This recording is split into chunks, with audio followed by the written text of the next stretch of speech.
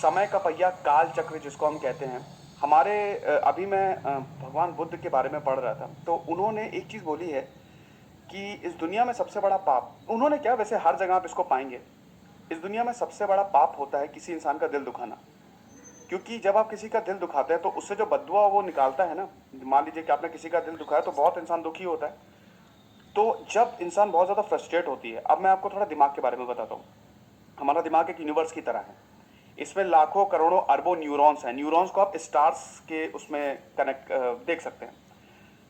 जब बहुत ज़्यादा आप दुखी होते हैं तो आपका जो माइंड है वो आपके हार्ट के साथ कोऑर्डिनेट करता है, ठीक है।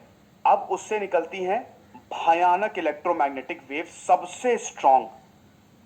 सबसे स्ट्रॉन्गेस्ट फ्रीक्वेंसी की इलेक्ट्रोमैग्नेटिक वेव निकलती हैं। और जैसा कि मैंने बताया भैया, यहाँ पे तो एक बनिए तक के, एक बैंक तक के हिसाब, बैंक तक के पास आपके लेखों जोखों का हिसाब रहता है, कितने पैसे दिए, क्या है, सब हिसाब किताब यहाँ पे छोटी से छोटी जगह रहता है। अरे आपको क्या लगता है ऊपर हिसाब किताब नहीं हो रहा होगा? पूरा का पूरा यूनिवर्स इसीलिए इसी पे ही चलता है, लॉ ऑफ कर्मा इसी पे ही चलता है पूरा का पूरा। तो जब वो इलेक्ट्रोमैग्नेटिक वेव निकलेगी ना, वो क्या करेंगी, यूनिवर्स के साथ जाएंगी। और जब वो यूनिवर्स के साथ मिलती हैं, बहुत ही स्ट्रॉन्ग फ्रीक्वेंसी की होती हैं, सबसे ज्यादा जब आप दुखी होती है ना, तो जो जो मैग्नेटिक वेव, तभी कभी भी आप जैसे बहुत स्ट्रांगली या बहुत ही जब लीन होके कोई भी आप विश मांगते हैं ना, वो पूरी हो जाती है। स्वामी विवेकानंद ने कहा था कि अपने सपनों को पकड़ के रखिए।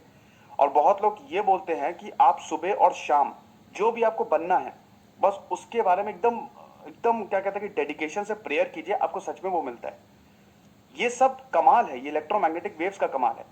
और वो जब यूनिवर्स से मिलेंगी, वही एनर्जी आपको वापस आएगी, क्योंकि आप अट्रैक्ट करेंगे ना, ये हर चीज इस दुनिया में अट्रैक्ट कर रही है, वही चीज आप अट्रैक्ट करेंगे और वही एक पॉजिटिव फॉर्म में आपको वापस आएगी। अगर आप नेगेटिव है तो नेगेटिव फॉर्म में आएगी, पॉजिटिव है तो पॉजिटिव फॉर्म में आएगी। तो भैया किसी का दिल मत दुखाना, दुखाया है तो जाके अभी भी माफी मांग लो किसी का भी।